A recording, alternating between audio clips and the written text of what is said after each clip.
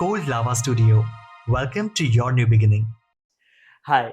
मैं हमेशा ये चीज़ कहता हूँ कि हमारी लाइफ की जो भी एक्सपीरियंसेस है, पॉजिटिव, नेगेटिव, भले वो फाइनेंस से रिलेटेड हो, कुछ सिचुएशन से रिलेटेड हो, या फिर हमारे लोगों को साथ जो रिश्ते होते हैं उसके साथ रिलेटेड हो, हम कॉन्स्टेंटली हमारी चीज़ें, हमारे थॉट, हमारे वर्ड्स और हमारे एक्शंस इन 3 चीज़ों के द्वारा मैनिफेस्ट करते रहते हैं।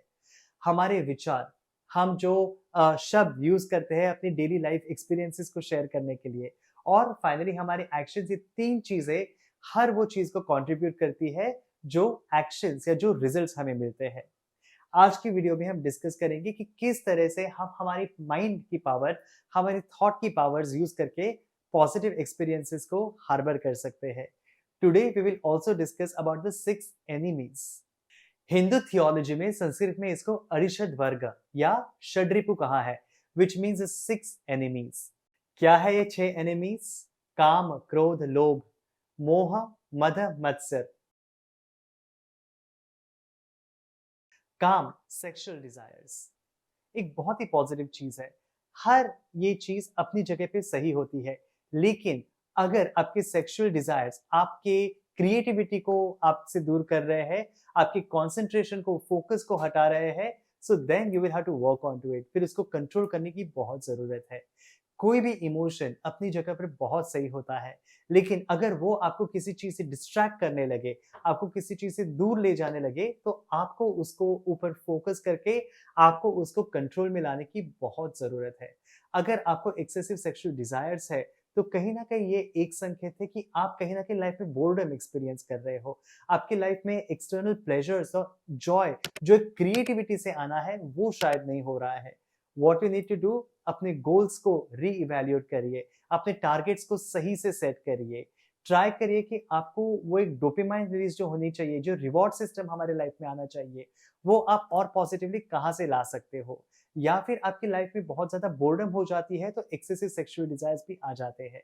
बोर्डम को दूर कैसे करना है? क्रिएटिविटी, हॉबीज को नर्चर करिए, किसी पॉजिटिव चीज में अपने ध्यान को लगा दीजिए, किसी ना किसी क्रिएटिव चीज जिसके रिजल्ट्स आपके हाथ में आए, उस चीज में ध्यान लगाइए। आप अपने एक्सेसिव सेक्सुअल डिजायर्स को इजीली कंट्रोल कर पाओगे।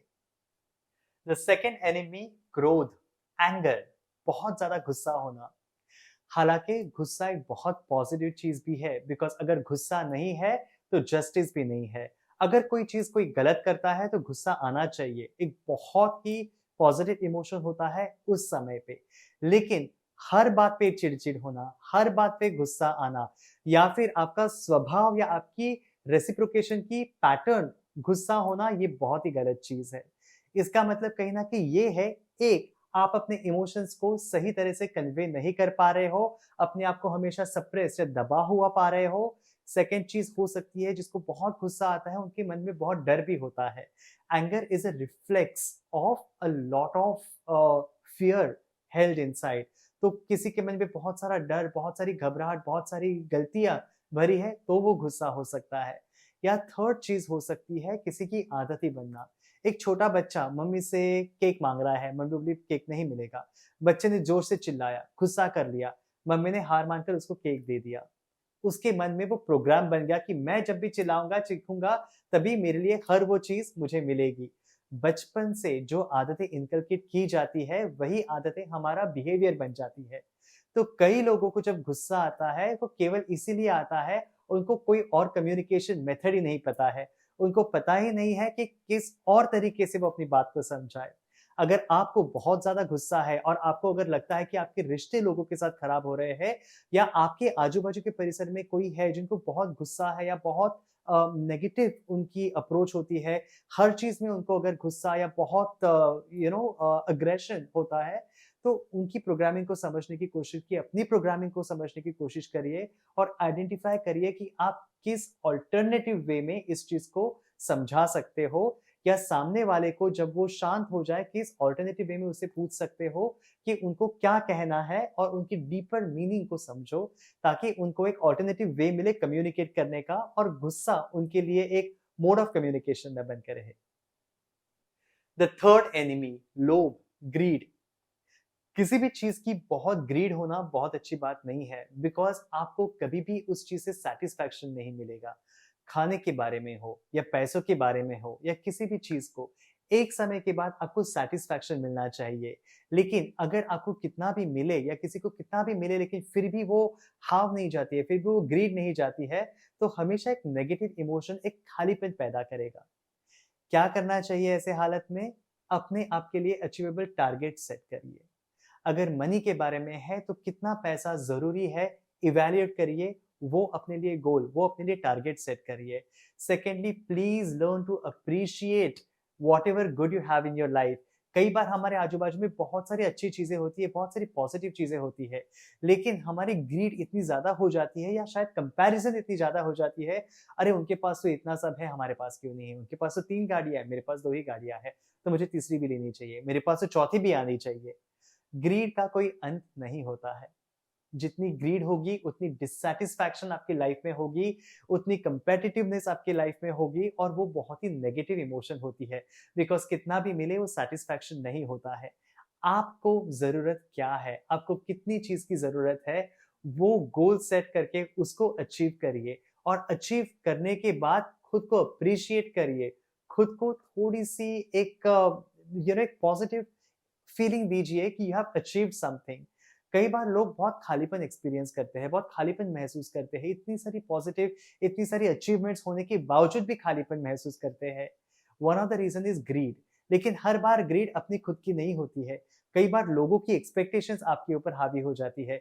कई बार पेरेंट्स अपने बच्चों से बहुत एक्सपेक्टेशंस रखते हैं, और इसकी वजह से वो ग्रीडी हो जाते हैं कि कितना भी मेरे पेरेंट्स उनको नहीं कहते कि बहुत अच्छा किया, अरे इतने ही मार्क्स क्यों आए, आपको तो 100 आने चाहिए थे, 98 क्यों आए, या फिर आपका सेकंड रैंक क्यों आया, फर्स्ट क्यों नहीं आया।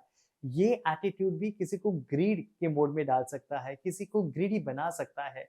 ग्रीड हमेशा एक डेस्परेसी नहीं होती है, ग्रीड एक बेंचमार्क होता है जो कहीं ना कहीं एक सेट किया जाता है। तो आप अगर पेरेंट हो तो अपने बच्चों को सिखाइए खुद को अप्रिशिएट करना, उनको सिखाइए, उनको समझाइए कि जितना भी है, जो भी मिला हो बहुत अच्छा है, उसको पहले अप्रिशिएट किए, और उसके बाद में और ज्यादा अच्छा परफॉर्मेंस करने की कोशिश करें, लेकिन उसके पहले खुद को अप्रिशिएट और रिवॉर्ड जरूर करिएगा। द फोर्थ एनिमी, मोह, अ डिल्यूजनरी अटैचमेंट विद थिंग्स। किसी के साथ बहुत ज्यादा अटैचमेंट होना, किसी चीज के साथ या किसी व्यक्ति के साथ बहुत ही हद के बाहर अटैचमेंट हो जाना भी एक गलत बात है। सेल्फ अवेयरनेस बहुत इंपॉर्टेंट है। अगर कोई व्यक्ति आपका लवर हो, आपका पार्टनर हो, आपका हस्बैंड, आपकी फ्रेंड्स, या कोई भी आपके लाइफ में हो, यहाँ तक कि आपके पेट्स, आपके बच्चे, उनके साथ अटैचमेंट होना बहुत इंपॉर्टेंट है। लेकिन मोह मतलब अनकंट्रोल्ड डिजायर, वो बहुत ही गलत है। ऐसे रिलेशनशिप बहुत ही टॉक्सिक बन सकते हैं। ये बात समझना बहुत जरूरी है कि कहाँ आपको एक लाइन ड्रॉ करने की जरूरत है।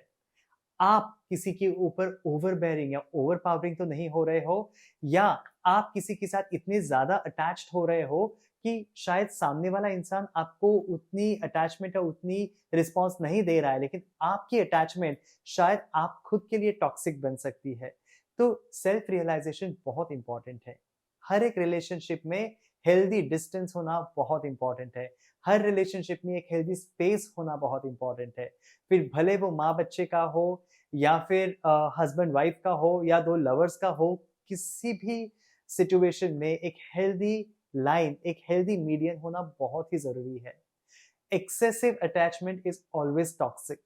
एक हेल्दी स्पेस देना सीखिए, अपने आप को कट ऑफ करना सीखिए, अपने एक्सपेक्टेशन सही से एस्टैब्लिश करना सीखिए, बिकॉज अदरवाइज अननेसेसरली आपको रिलेशनशिप या सेपरेशन एंजाइटी हो सकती है, या फिर ओवर पावरिंग इमोशंस आप एक्सपीरियंस कर सकते हो, या फिर ऐसे रिलेशनशिप्स कई बार वन साइडेड हो जाते हैं, जहाँ पे एक पार्टनर बहुत इन्वेस्ट किया जा रहा है और सामने से उसको रिस्पॉन्स नहीं मिल रहा है। हालांकि सामने वाले इंसान को शायद वो बहुत हेवीनेस एक्सपीरियंस हो, या बहुत ज्यादा एक्सपेक्टेशंस उनकी शायद घुटन में बदल जाए। तो ऐसे रिलेशनशिप्स को बैलेंस करने के लिए लर्न टू कम्युनिकेट बेटर, अपनी एक्सपेक्टेशंस अच्छे से सामने वाले के सामने रखना सीखो, उनसे भी फीडबैक लेना सीखो, ये बात पूछना सीखो कि क्या मैं आप पर बहुत हैवी हो रही हूँ, अपनी एक्सपेक्टेशन सामने वाले के पास में रख के एक हेल्दी नेगोशिएशन करना सीखो। एवरी रिलेशनशिप भले वो कुछ भी हो नीड्स टू बी नेगोशिएटेड, उसके मायने हर बार परमिसेबल होने चाहिए। आप किसी भी चीज को अज्यूम मत करिए कि जस्ट वो अवेलेबल रहेगा या जस्ट वो अवेलेबल रहेंगे किसी चीज के लिए। हर बात में वो नेगोशिएशन और वो बात को एस्टैब्लिश करना बहुत जरूरी है। That is a key to a healthy successful relationships. The fifth enemy, मदर, अहंकार, प्राइड और ह्यूब्रिस। खुद के बारे में अवेयरनेस रहना, खुद के बारे में जानना, खुद की पोटेंशियल को पहचानना एक बहुत पॉजिटिव चीज है, लेकिन अगर वही चीज अहंकार में बदल जाती है तो वो बहुत नेगेटिव हो जाती है। बिकॉज ऑफ दैट आप अपने रिश्ते खो बैठोगे। बिकॉज ऑफ दैट आजू बाजू के लोग शायद आपको सही तरीके से आपसे कनेक्ट नहीं कर पाएंगे और आपके रिश्ते शायद कहीं ना कहीं एक डिस्टेंस में तब्दील हो जाएंगे। प्राइड की सिग्निफिकेंस क्या है? मेरे पास तो 2 गाड़ियां हैं, मैंने इतने अच्छे से अचीव किया। कई बार कहते कहते हम बहुत सारी ऐसी इंफॉर्मेशन कहे जाते हैं अपने बारे में जो शायद सामने वाले को चैलेंज करे। ये बात समझना बहुत इंपॉर्टेंट है कि कब कौन सी बात की जाए। अगर आपके कोई फ्रेंड्स या कोई रिश्तेदार आपके साथ बात कर रहे हैं कि उनको किस तरह की चैलेंजेस एक्सपीरियंस हो रही है या उनको क्या प्रॉब्लम्स है और बीच में अगर आप अपने अचीवमेंट्स के बारे में बात करने लगो तो भले आपके मन में अहंकार ना हो लेकिन सामने वाले को वो थोड़ा सा अहंकार दिला सकता है या फिर उनको वो जता सकता है कि आप कहीं ना कहीं एक डिस्कनेक्ट कर रहे हो। आपके इंटेंशंस भले उस डायरेक्शन में ना हो लेकिन सामने वाले को क्या बात समझ में आती है, that is very very important. इसलिए हमेशा अपने लाइफ के बारे में थोड़े से लो की रहिएगा। अपने बारे में बहुत सारी इंफॉर्मेशन देने की जरूरत नहीं है, खास करके ऐसे मौकों पर जहां पर सामने वाले को कुछ ज्यादा लेना देना नहीं है। अपनी लाइफ की अचीवमेंट्स, अपनी पर्सनल अचीवमेंट्स को थोड़ा सा अंडर कवर रखिए। सामने वाले को ज्यादा बताने की भी जरूरत नहीं है। उससे क्या होता है, एक आप सामने वालों की बातें समझने के लिए ज्यादा अवेलेबल रहोगे, आप एक अच्छी रिलेशनशिप भी महसूस कर पाओगे। और बहुत सारे लोग नजर या नेगेटिव एनर्जीज के बारे में बात करते हैं। क्यों होता है वो? बिकॉज कहीं ना कहीं आप अपनी बातों को ऐसे जगह पे या ऐसे लोगों के सामने पेश करते हो जहां पर वो एनर्जी की मैच नहीं होती है। हर बात समझिए कि जो भी कम्युनिकेशन होता है ना, वहां पे एक बैलेंस ऑफ एनर्जी होने की बहुत जरूरत है। अगर कोई बहुत ही नेगेटिव फेज से गुजर रहा है और आप उनके सामने अपनी अचीवमेंट्स की बात करो, उनके सामने अपने पॉजिटिव्स की बात करते हो, उस वक्त तो कहीं ना कहीं इम्बैलेंस क्रिएट होता है। चाहते या न चाहते हुए भी सामने वाले के मन में एक ईर्ष्या पैदा हो सकती है। And hence is very very important that you calculate your thoughts very very carefully. What are you presenting in front of whom is a very important piece of information. Do not disclose excessively unimportant information, especially when it is not required. The sixth most dangerous enemy and the most common of all is Matsya, the envy, jealousy. कई बार हमें थोड़ा सा low feel होता है जब हम दूसरे की अचीवमेंट्स के बारे में सुनते हैं। कई बार वो कंपैरिजन आ जाती है। हालांकि जब हम जेलसी की बात करते हैं वो बहुत ही डायरेक्ट इमोशन है, लेकिन उसको उतना डायरेक्ट होने की भी जरूरत नहीं है। अगर आप खुद को चैलेंज्ड महसूस करते हो, आप कहीं ना कहीं अपने आप को कंपेयर महसूस करते हो, दैट मीन्स वो एलिमेंट ऑफ जेलसी कहीं ना कहीं एग्जिस्टिंग है। उसको कैसे कंट्रोल करें, उसको कैसे काबू करें? Understand your self worth. खुद के पोटेंशियल को पहचानिए, खुद को हर वक्त इवैल्यूएट करिए, अपने आप के लिए रियलिस्टिक गोल्स सेट करिए और अपने आप की स्किल डेवलपमेंट के ऊपर फोकस करिए। मैं अपने आप को कैसे बेहतर कर सकता हूँ? अगर मेरी सैलरी अभी 50,000 रुपीज है तो 50,000 को मैं 60 to 70,000 पे कैसे कर सकता हूँ? क्या नए स्किल सेट सीख सकता हूँ? किस तरह के नए कोर्सेज कर सकता हूँ? क्या मैं न्यू डेवलपमेंट्स अपने लाइफ में ला सकता हूँ? क्या मैं अपने बिहेवियर में कुछ चेंजेस ला सकता हूँ? हर एक को हर वक्त अपने सेल्फ डेवलपमेंट के बारे में सोचना चाहिए। That is one of the best way to conquer any kind of jealousy. हालांकि कई बार हम हमारे प्रीवियस रिलेशनशिप्स को लेकर, फ्रेंडशिप्स को लेकर, एक्स रिलेशनशिप्स को लेकर, ex husbands, ex wives, ex boyfriend girlfriends को लेकर कहीं ना कहीं थोड़ा सा जेलस फील करते हैं जब उनकी इंस्टाग्राम पोस्ट सडनली सामने आती है या उनके बारे में कोई टॉपिक बाहर छिड़ जाता है, अरे उनका तो ये चल रहा है, उनका तो इतना अच्छा हुआ, उनकी तो वापस शादी हुई। लेकिन अंडरस्टैंड, कहीं ना कहीं ये आपके सेल्फ वर्थ के साथ जुड़ा है। अगर आप अपने सही पोटेंशियल को, आप अपनी सही वैल्यू को नहीं जानते हैं, आप अपने आप को सही तरह से वैल्यू नहीं कर पाते हो, तो ये फीलिंग कहीं ना कहीं आती है। सो बी श्योर कि आप अपने सेल्फ वर्थ को रिकॉग्नाइज करें, आप अपने आप को जाने, आप खुद को ज्यादा पहचाने और खुद की स्किल्स को डेवलप करने के लिए, खुद की पर्सनालिटी को डेवलप करने के ऊपर ज्यादा से ज्यादा फोकस करें। तो आपको जेलसी एक्सपीरियंस नहीं होगी। और इनफैक्ट जैसे मैंने प्रीवियस पॉइंट पे कहा था, अपनी अचीवमेंट्स को, अपनी पॉजिटिव बातों को बहुत ज्यादा जताने की जरूरत नहीं है।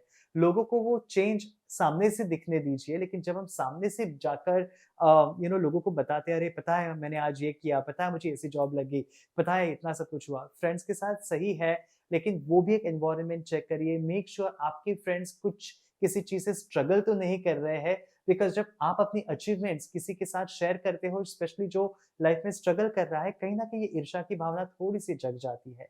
So make sure you don't create jealousy, you don't feel jealousy. Learn and realize your self-worth and focus on self-development all the time. I hope आप अपने enemies को पहचानने में सक्षम रहे। I hope this video helps you to identify कि आपके shortcomings या आप किस तरह से अपनी लाइफ को एनहांस कर सकते हो। अगर आपको कोई क्वेश्चंस है तो प्लीज मुझे नीचे कमेंट्स में लिख के भेजिएगा। अगर आपको लगता है आपको कुछ इन्फॉर्मेशन ऐड करनी है, please share it with us in the comments below and I be happy to address that for you. आपको कोई क्वेश्चंस या कोई स्पेसिफिक चीज के बारे में जानना हो तो प्लीज हमें डीएम करिएगा and I be happy to interact with you. Thank you so much for watching, sending you a lot of love and light.